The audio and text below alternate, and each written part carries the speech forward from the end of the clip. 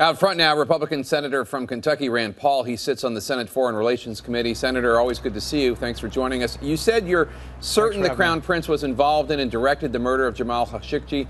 Now you see this video of an apparent body double in Khashoggi's clothes, wearing a fake beard on the same day that he was killed. What's your reaction?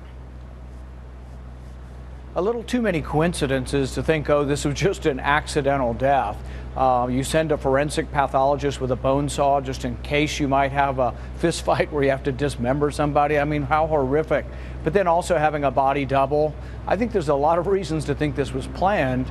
And I think because they have such an authoritarian government, nothing over there happens that's not directed from above. You don't act without orders. So it's kind of stretches credulity to think that the Crown Prince wasn't involved in this. Now, Saudi Foreign Minister Adel Al-Jubeir attacked you for implicating the Crown Prince. Here's what he had to say. I find it very surprising that somebody 6,000 miles away can be certain about an event that happened 6,000 miles away with no access to information or intelligence. So this is a judgment call on the part of Senator Paul. This is not based in fact, it's just based on emotions and based on speculation. What's your response to the Saudi foreign minister? I think he's got a lot of gall to lecture the United States about presumption of innocence. The Saudis currently have over 3,000 people being held without any trial, without any presumption of innocence in their prison. These are political prisoners. They have nearly 1,000 of these prisoners have been there for more than 3 years. They recently, in the last year or so, killed a Shia sheikh by the name of Nimr al-Nimr. They're holding his nephew, who's been in prison and is supposed to be in prison for life, for attending a protest rally. So no, the Saudis shouldn't be lecturing anybody about the presumption of innocence. You're calling for the U.S. to suspend arms sales to Saudi Arabia over this incident. President Trump has said repeatedly he's opposed to that. And today he actually mentioned your name while discussing those arms sales to the Saudis. Take a listen. I agree with Rand on a lot of things.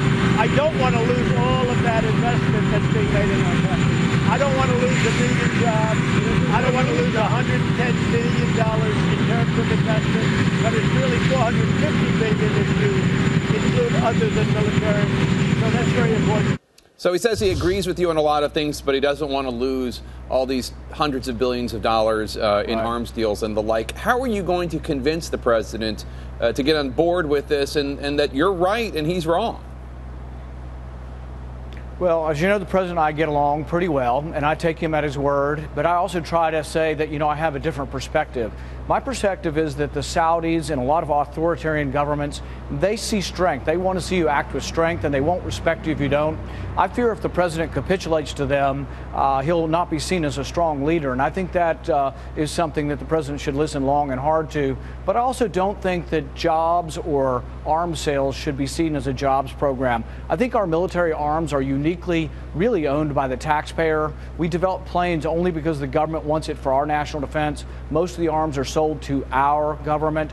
And so I don't think that we should be, if that were true, we would sell arms to China, to Russia, to every country in the world if it was just about jobs. It's about whether those countries share our vision and whether those arms actually will enhance our national security. And in the case of Saudi Arabia, I think they've done a lot of things that really are deleterious to our national security and actually increase the risk of war. One of the interesting things about the president's pitch on this jobs issue is that he changes the number of American jobs impacted by these arms sales to the Saudi. It keeps increasing every time almost the president talks about it. Take a listen. This is President Trump starting in March up until just recently. We're talking about over 40,000 jobs in the United States. It's $110 billion. I believe it's the largest order ever made. It's 450,000 jobs. It's 500,000 jobs, American jobs. I would prefer that we don't use as retribution canceling $110 billion worth of work, which means 600,000 jobs. I think it's over 1 million jobs. That's not helpful for us to cancel an order like that. From 40,000 jobs to 1 million jobs, what's your response?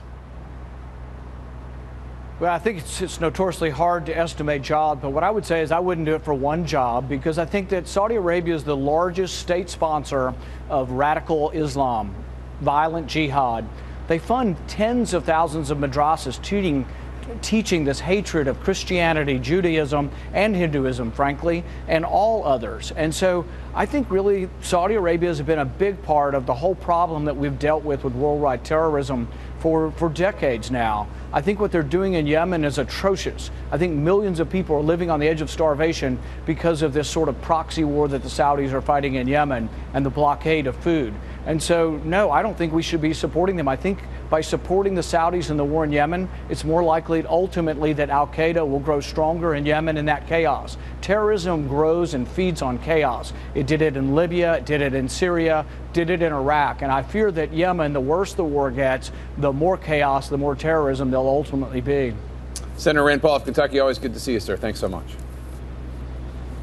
Thanks, Jake.